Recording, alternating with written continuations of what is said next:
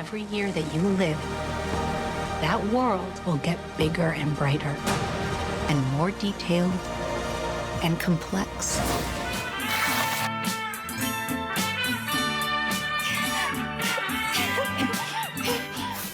I can't kill dragons. Hello and welcome to this week's cinema show here on Arts 24, where I'm joined by our critic Emma Jones to look at some of the week's new releases. Hi Emma. Hello. Well, we're starting with the film The Life of Chuck, adapted by Mike Flanagan from a Stephen King novella and starring Tom Hiddleston, Chiwetel Ejiofor and Mark Hamill. So that's a heavyweight cast we've got there.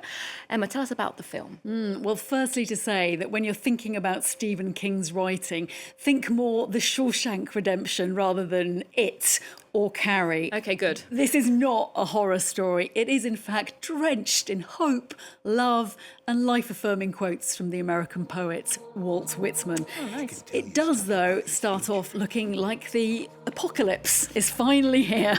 Chiwetel Ejiofor plays Marty, and he's a school teacher keeping calm, even as the internet has gone off forever, and slightly worse, the universe seems to be dying. Really, the only signs of life are flickering adverts playing tributes to 39-year-old Chuck Krantz, and that's Tom Hiddleston's character. Later on, we're going to learn, is the universe actually dying, or is it just one man's universe that's ending? Sounds like some deep stuff. Let's take a look at the film. The world, Chuck. Everything you've ever loved. Everything you see. Every year that you live, that world will get bigger and brighter, and more detailed and complex. You fill the whole thing. It'll be a universe.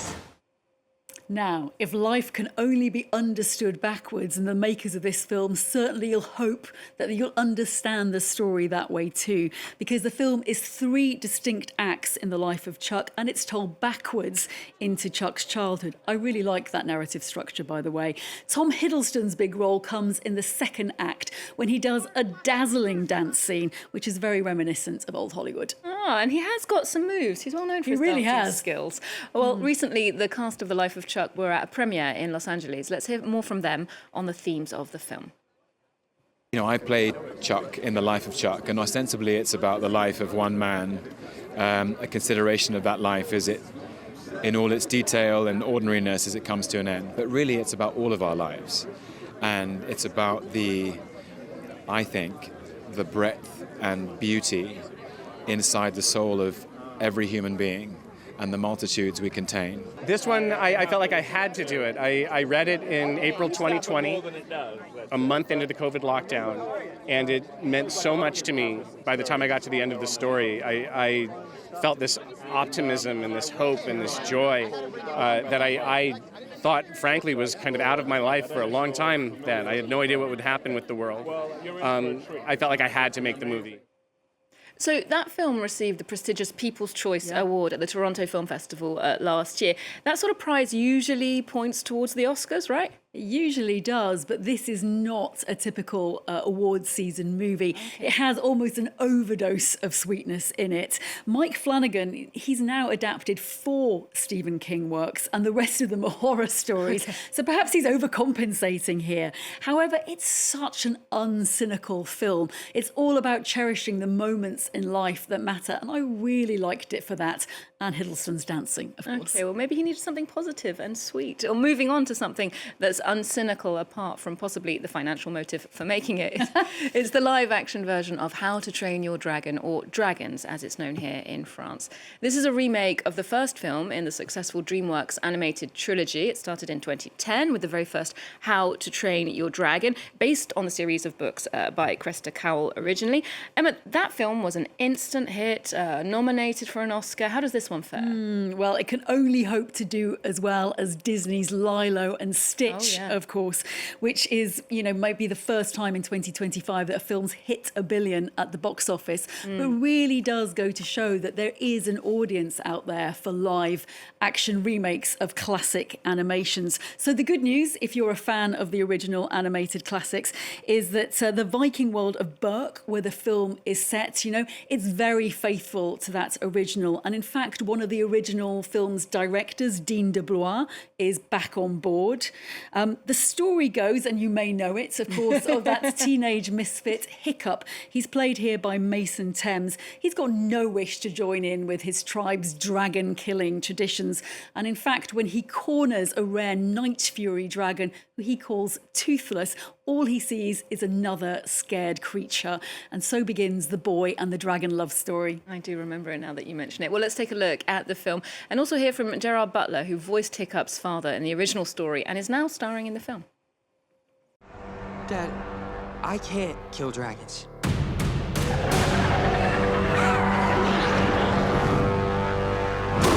But you will. I'm a Viking.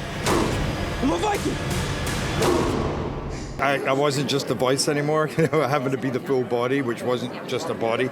My costume was very heavy, and there were long hours every day, and long days. So that was tough, because also you're doing action. It was like 92 pounds, my costume.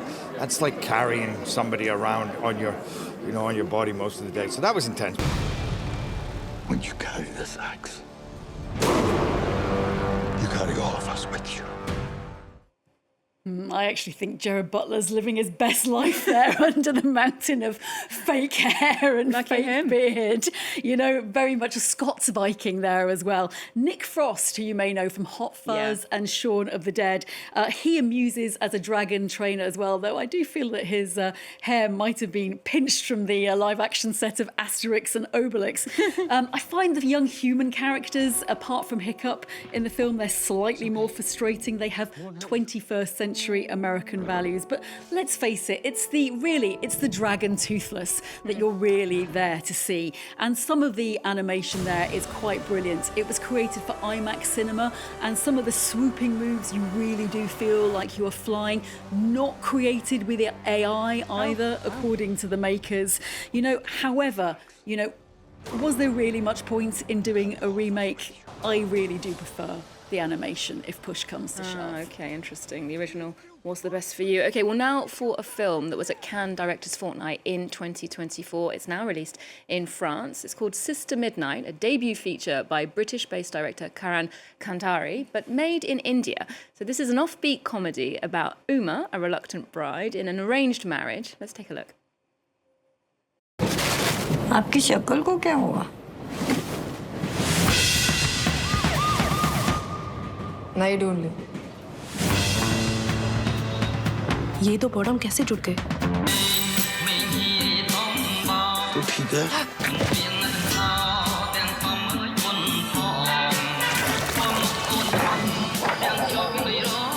तो दूसरे इंसानों जैसे इंसान क्यों नहीं हो सकता?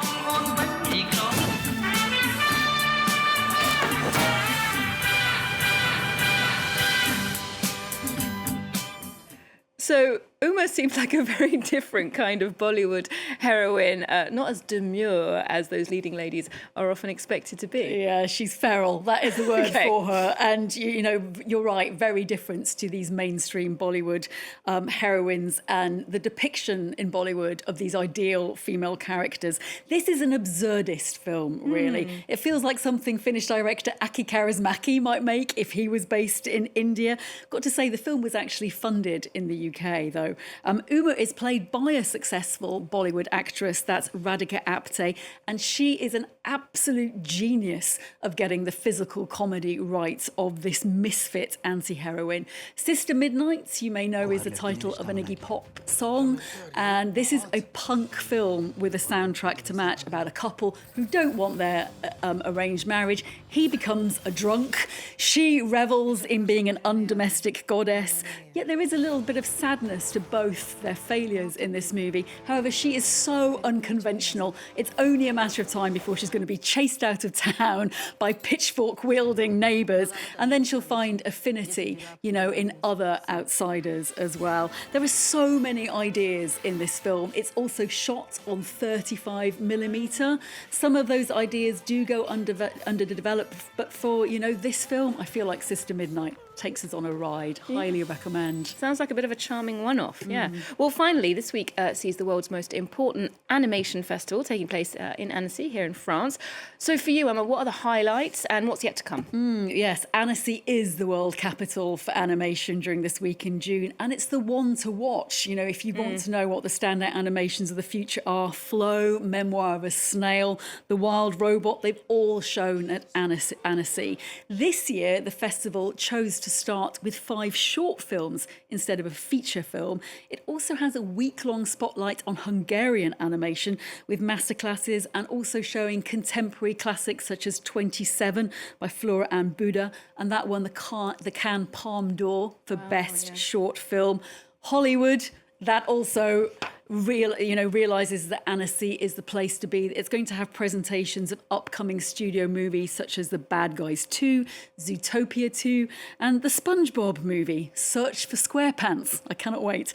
There are also honorary Crystal Lifetime Achievement Awards being given out to Simpsons creator Matt Groening, English director Joanna Quinn, and French director Michel Gondry. And Gondry's also showing his first fully animated feature, and that's Maya, Give Me a Title. Okay, so I think we can say that Annecy is the Cannes, then, of the animated world. Thanks for the tips, Emma, and thanks for the roundup this week. We'll leave you with a peek at that last film, Maya, Give Me a Title, which is released next week in France. And a reminder that its director, Michel Gondry, has been running a public filmmaking workshop in Marseille for anyone who fancies following in his footsteps. It's called L'Abusine, and it's on until the end of July. Do check in with us next time here on Arts 24. There's more news coming up just after this. Ça, c'est mon papa. Et Maya, c'est ma fille. Quand j'étais à l'autre bout de la planète, je lui ai demandé de me donner des titres d'histoire. Tiens, donne-moi le titre pour ton prochain dessin animé. Et j'en ai fait des dessins animés, dont voici la bande-annonce. Mais c'est quoi une bande-annonce ? C'est quand on raconte le film en 1 minute. En 1 minute ? Mais on va rien comprendre. Mais non, on va pas l'accélérer. On va le découper avec des ciseaux et le recoller avec du scotch. Ça s'appelle du montage. Et ça fait même pas mal. On est dans un film de papa. Tout est en papier. Regarde.